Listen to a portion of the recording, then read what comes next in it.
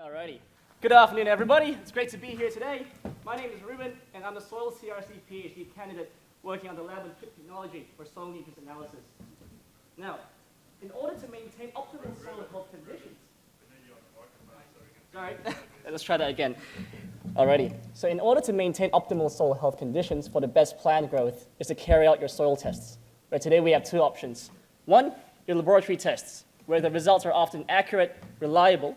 However, they're costly and time-consuming, where the data is actually obtained back from the field is not actually as reflective compared to what's actually happening in the field. Sorry.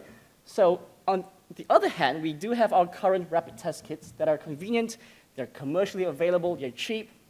However, they are prone to high interference, and the analysis is only semi-quantitative at best, meaning that the results are not as accurate as what you get as compared to your lab tests. So imagine this. What if we could have the best of both worlds, where we combine the accuracy of lab tests and the ability to obtain that accuracy in field right there and then?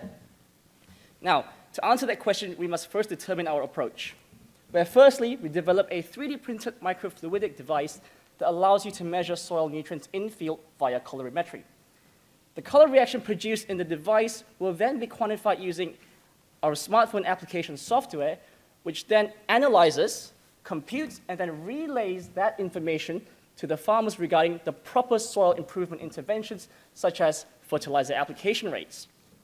Now, before I go on, I would like to quickly bring your attention to one of the world's greatest innovators, Steve Jobs, back in 2005, apologies, where he first announced the iPod Nano, and he asked this question: what is that small pocket in your jeans for?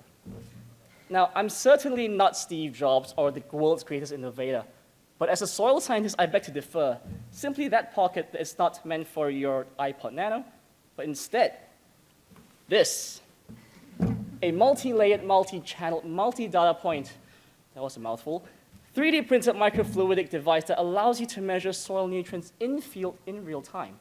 A device so easy to use that our very own Dr. Crawford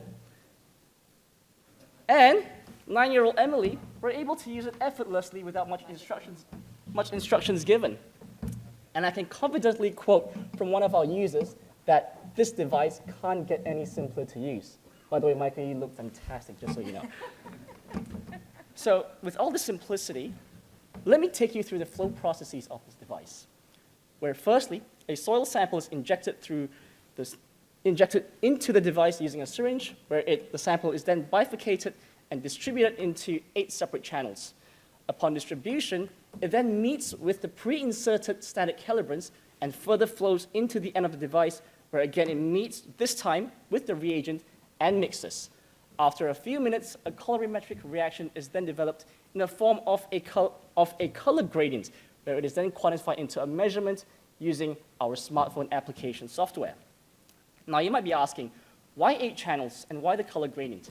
Simply because you want to obtain measurement accuracy by incorporating what's known as standard addition calibration to remove any background noise, such as different background lighting or even different soil color per se, essentially making each device independent and self-calibrating.